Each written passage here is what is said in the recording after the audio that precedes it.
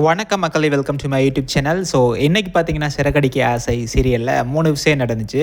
So first என்ன அப்படின்னு பார்த்தீங்கன்னா, விஜயா அண்ட் மனோஜ் 2 பேருமே அந்த வீட்டோட பத்திரத்தை அடகு வச்சு காசு வாங்குறதுக்காக உள்ளே போயிருப்பாங்க. ஸோ உள்ளே போயிட்டு அந்த அந்த பத்திரத்தை கொடுக்கும்போது அப்படியே விஜயா அப்படியே ஒரு நடிப்பு நடிப்பாங்க. எங்கள் அப்பா கொடுத்த ஒரே சொத்து இதுதான், இதை கொடுத்துட்டுனா எனக்கு வேறு சொத்தே கிடையாது அப்படின்னு சொல்லிட்டு ஃபீல் பண்ணிகிட்டு இருப்பாங்க. உடனே மனோஜ் நான் சம்பாரித்து அதை ஈஸியாக சீக்கிரம் அந்த பத்திரத்தை திருப்பி வாங்கிடுவேன், காசை கொடுத்துட்டு நிறைய ஆர்டர்ஸ்லாம் வந்துக்கிட்டு இருக்கு அப்படின்னு சொல்லிட்டு பத்திரத்தை கொடுத்துருவாங்க. டாக்குமெண்ட்டில் கையெழுத்து போடும்போது அவங்க அப்பாவோட கையெழுத்து மனோஜ் ஃபோர்ஜரி பண்ணி அவங்க அப்பா கையெழுத்து மாதிரியே போடுவாப்பில் போட்டு கொடுத்துட்டு வெளியே வரும்போது மீனா பார்த்துருவாங்க.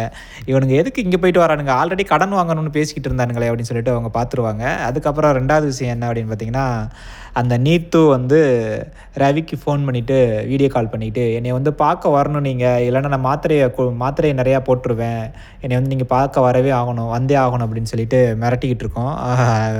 ரவி சொல்வார், எனக்கு நிறைய ஆர்டர் இருக்குது, இப்போலாம் வர முடியாது, என்ன சின்ன பிள்ளை மாதிரி இது பண்ணிக்கிட்டு இருக்கீங்க அப்படின்னு சொல்லிட்டு அவாய்ட் பண்ணுறதுக்கு நிறையா ட்ரை பண்ணிகிட்டு இருப்பார். அந்த பொண்ணு என்னென்னா பக்கத்தில் போயிட்டு காலில் உடஞ்சிருந்தாலும் அப்படியே நொண்டி போய் மாத்திரை எடுத்து நீங்கள் வராத வரைக்கும் நான் ஒரு மாத்திரையாக போட்டு முழுங்கிக்கிட்டே இருப்பேன் அப்படின்னு சொல்லிட்டு பிளாக்மெயில் பண்ணிக்கிட்டு இருப்பாங்க. சரி இரு தொலைகிறேன் அப்படின்னு சொல்லிட்டு இன்னொரு பையன்ட்ட ஆர்டரை பார்த்துக்கோ அப்படின்னு சொல்லிட்டு அவர் கிளம்பி போவார். ஸோ அடுத்து பார்த்திங்கன்னா செல்வம் அந்த அருணோட அம்மாவை காரை இடித்து கொண்டுருவார் இல்லையா. ஸோ அதுக்கு வக்கீல் இது கோர்ட்டுக்கு போனாலுமே தண்டனைலாம் கிடைக்காது, ஃபைன் தான் கட்ட சொல்லுவாங்க, அதுக்கு இங்கேயே பேசி முடிச்சிருங்க அப்படின்னு சொல்லிட்டு சமாதானம் பண்ணுறதுக்காக அங்கிட்டு முத்து, மீனா, இங்கிட்டு செல்வம் அருண் அவங்க ஒய்ஃபு, செல்வம் அவங்க ஒய்ஃப் எல்லாருமே வந்திருப்பாங்க. அருண் ரொம்ப அடம் பிடிப்பார். சரி கடைசியில் காசையாவது கொடுத்து தொலை அப்படின்னு சொல்லிட்டு எவ்வளோ கொடுக்க முடியுமோ அவ்வளோ கொடுங்க அப்படின்னு சொல்லிட்டு போவாங்க. ஸோ அங்கிட்டு போயிட்டு முத்து செல்வம்கிட்ட ஒரு விஷயம் சொல்லிட்டு கூட்டிகிட்டு வருவார். என்னால் 1,00,000 தான் கொடுக்க முடியும், அதுவும் 5,000 மாதம் கொடுப்பேன் அப்படின்னு சொல்லிட்டு செல்வம் சொல்லுவார். உடனே அருண் எங்கள் அம்மாவோட உயிருக்கு வெறும் 1,00,000 தான் மதிப்பா அப்படின்னு சொல்லிட்டு சண்டை போடுவார். அப்போ அருண் முத்துட்ட வம்பிழுப்பார், உங்கள் அப்பாவை கூட்டிகிட்டு வா, நான் நடுரோட்டில் நிற்க வை, நான் இடிச்சிட்டு கொண்டுட்டு உனக்கு 1,00,000 தாரேன் அப்படின்னு சொன்னோன்னா பயங்கரமான சண்டை வந்துடும். அதுக்கப்புறம் எல்லாருமே விலக்கி விடுவாங்க. இப்போ ஒரு ட்விஸ்ட்லாம் இருக்குது அந்த இடத்துல.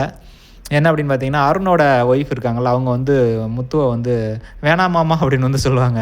என்னடா மாமான்னு சொல்கிறீங்க, அந்த மாதிரி எல்லாரோட அப்படியே ஒரே ஷாக்கிங்காக பார்ப்பாங்க, என்ன ட்விஸ்ட்டு இருக்குது அப்படின்னு தெரியல.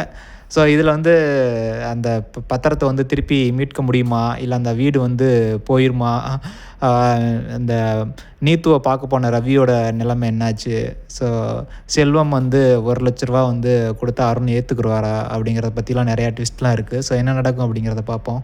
உங்களுக்கு யார் பிடிக்குன்னு கமெண்ட் பண்ணுங்கள், நான் தெரிஞ்சுக்கிறேன். தேங்க்யூ.